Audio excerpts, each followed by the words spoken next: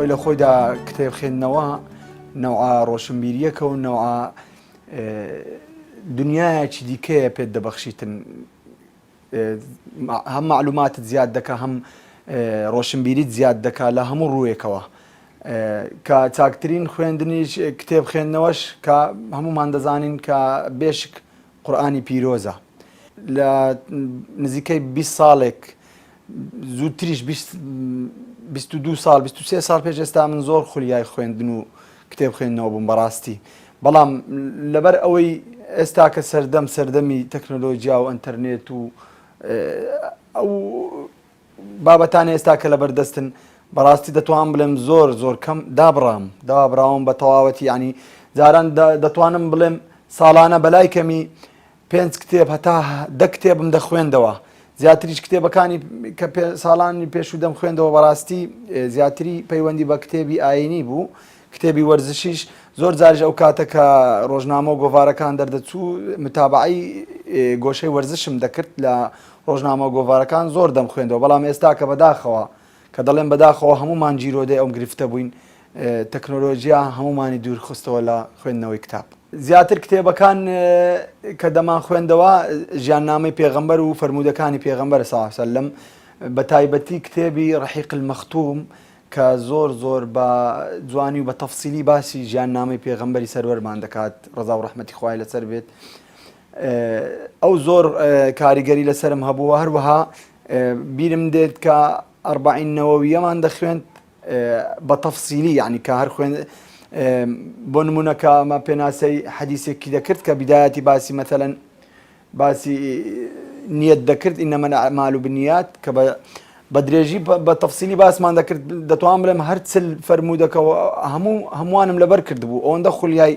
ئەو کتێبە بچووکە بووم بەڵام مانای زۆر دەبەخشی بەڕاستی ئەو کتێبانە هەر خۆی زۆر ئەمن خولیای ژیاننامەی پێغەمبەری سەروەرمان بووم صلی الله علیه وسلم و هەروەها هاوڵە بەڕێزەکانی بەڕاستی ئێمە هەر هەموو ئومەتی محەممەد صلی الله علیه وسلم قەرزاری ئەو هاوڵە بەڕێزانین سزای ئەوەی قەرزاری پێغەمبەری خۆشەویستین صلی الله علیه وسلم و هەروەها هاوڵە بەڕێزەکانی ئەگەر ئەوان نەبان ئەو دینە پیرۆزە بە پاک و بە بێگەردی نەدەگەیشت دەست ئێمە ئەوە چاپی نوێیە پیاوانێ لە دەوری پێغەمبەردا صلی الله علیه وسلم زۆر گرینگە باسی کۆمەڵە سەحابەکان دەکات کە ئەوانی نزیکن لە پێغەمبەر صلی الله علیه وسلم ئەوجە زۆر ئەمن هەر هەمووی خۆی لە خۆیدا دەتوانم بڵێم ئومەتێکە گەلێکە شاخێکە لەو دینە و لەو ئیسلامە مەزنەی کە ئێستا الحەمدولله هەمومان پێی ئاشناین باسی موسعەبی کوڕی عومەیر دەکات کە یەکەم سەفیر لە ئیسلامدا لە بیدایەتی کە باسی وی دەکات باسی زۆری هاوڵە بەڕێزەکانی پێغەمبەر دەکات صلی الله علیه وسلم بەڵام لۆ ئەمن زۆر معجەب بووم بەوی کە پێغەمبەر صلی الله علیه وسلم ناردی لە بۆ شارێک کە نازانی ئەو شارەکە تەنها 12 کەس لە ساڵی پێشوو سڵحیان هاوپەیمانیان بەستایە و وعدیان بە پێغەمبەردا صلی الله علیه وسلم بە هەموو شێوەیەک ئەو دینە و ئەو پێغەمبەرە سەر بخەن کە ئەو چوو هەتا پێغەمبەر صلی الله علیه وسلم لە مەککە هیجرەتی کرد لە بۆ مەدینە پێغەمبەر صلی الله علیه وسلم هاتە سەر حازریەکی ئەو هەموو کەسە و ئەو هەموو پیاوەی ئامادە کرد بوو ئەو سەحابە بەڕێزە چۆن توانیت لە شارێکی غەریب و لە وڵاتێکی غەریب بتوانیت ئەتوو بە جوانترین شێوە و بە پاکترین شێوە ئەو دینە و ئەو ئیسلامە لە پێشچاوی خەڵکی مەدینە کە هەمومان دەزانین مەدینە پڕی جوولەکەشی زۆر تێدا بوو بەڵام کە ئەو کە لە پیاوە توانی ئەو دینە پاکە بگەینیتە ئەو کەسانە و ڕۆڵێکی گرنگی هەبوو لەو ئیسلامە کە دەتوانین برن لە ئیسلامیش کە چوو پێغەمبەر صلی الله علیه وسلم چووە سەر دەوڵەتێکی عازر دەوڵەت عازر بوو بەس سەرکردەی دەویست کە چووە وێندار هەموو شتێک عازر بوو یعنی ئەو کە لە پیاوە ڕۆڵێکی گەلە گرنگی هەبووە لە پێشکەوتن و ناساندنی ئیسلام بە هەموو گەلان ئەو سەردەمی و جەزیرەی عەرەبی بە تایبەتی کتابێکی تر زۆر ئەوەم بوو زۆر سەرنجی ڕاکێشام برای بەڕێزم کاک ئاری ئاغۆک پارساڵ بوو کوڕەکەی هینا لام لە ئەکادمیا ئەو کتابەشی بە هەدیە دامێ کە خوێندمەوە زۆر سەرنجی ڕاکێشام بە تایبەتی چەند شعرێکی زۆر خۆشی مناجات کە دەتوان گەر ڕوخسەتم بدەن ئەوەی بخوێنمەوە باسی عیشقی خوای گەورە دەکات کە دڵپڕ بوو لە عیشقی خودا بێ ماڵی سەراب هەر خالی بێ کە تەسبیحی ئیمان لە زیکر بێ باگەمەی ئێرە هەر خەیاڵ بێ کە سوزدەیەک لە ناخی دڵەوە بێ بانیگا سادەکان هەر شەڕیان بێت یعنی بۆمان ڕوون دەبتەوە کە عیشقی بەندە و خودا چەند گەورە و چەند پیرۆزە و هەروەها سوزدەبردنیش زۆر شتێکی مژدەبەخش و ڕوحت ینی ئاوێک بە ڕوحەکان دەداتن لە شعرێکی تر زۆر سەرنجی ڕاکێشام کە مناجاتە لەگەڵ خوای گەورە دەفەرموێ ئیلاهی لێت دەپاڕێمەوە گەلا سەوزەکانی باوەڕبوون هەر بە سەوزی بهێلەوە ئیلاهی تکا دەکەم چرا ڕۆشنەکەی عمرم لە سوزدە و تەهلیلە و زیکر و شەو نوێژ بکوژێنەوە یعنی بەڕاستی ئەو شعرانە زۆر جار دەتوانی بڵێ ئاەتەکانی خوای گەورەمان بەبیردێنێتەوە خوای گەورە لە ئاەتێک دەفەرمێ ئەلا بذیکری الله تەطمئن القلوب یعنی بێگومان بە یاد و زیکری خوای گەورە دڵەکان ئارام دەبێتەوە و ئارام بە دڵەکان دەبەخشێت ئەگەر مەجاالم بدەن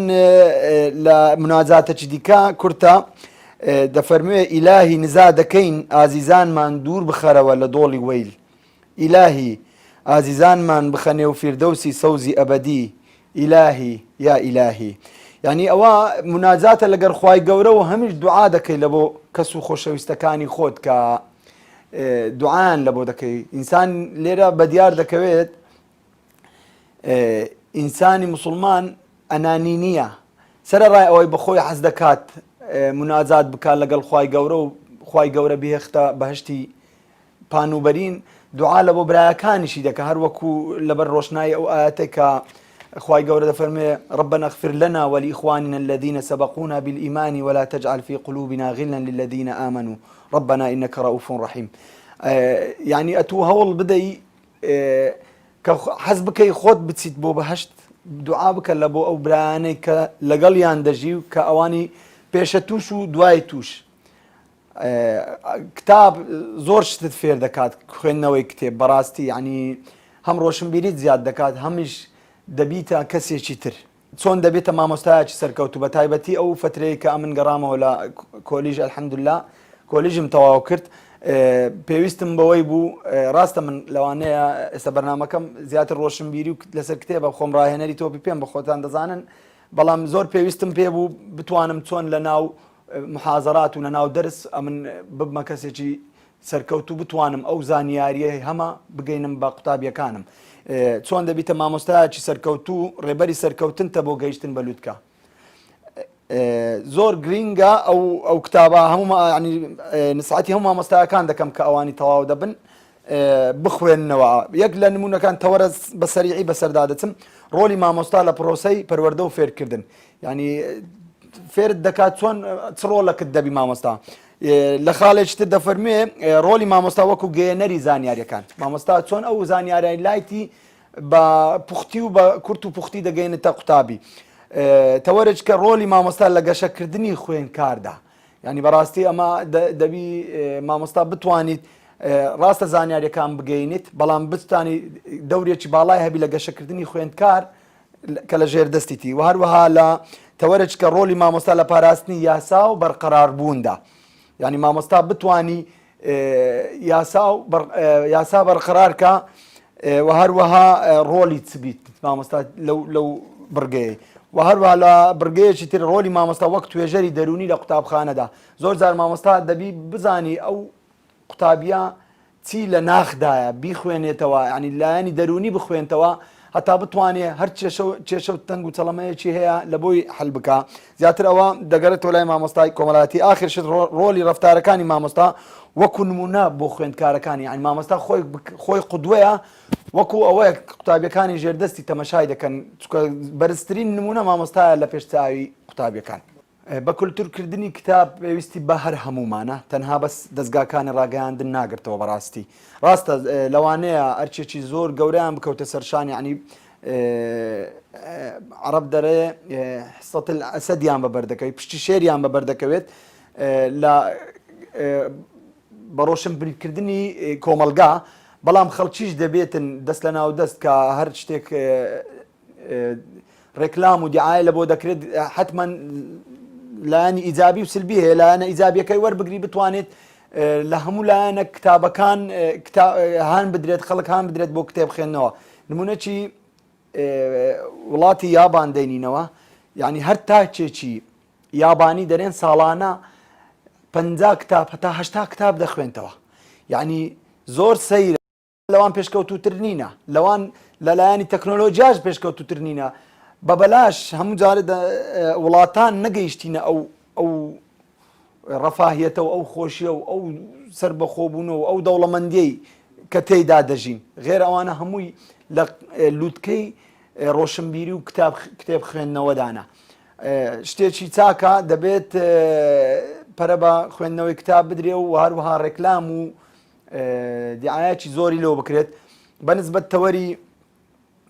پرسیاری کە من ڕۆلی ئەکادمیام هەیە و کەوا پاش وازهێنانم لە تۆپی پێ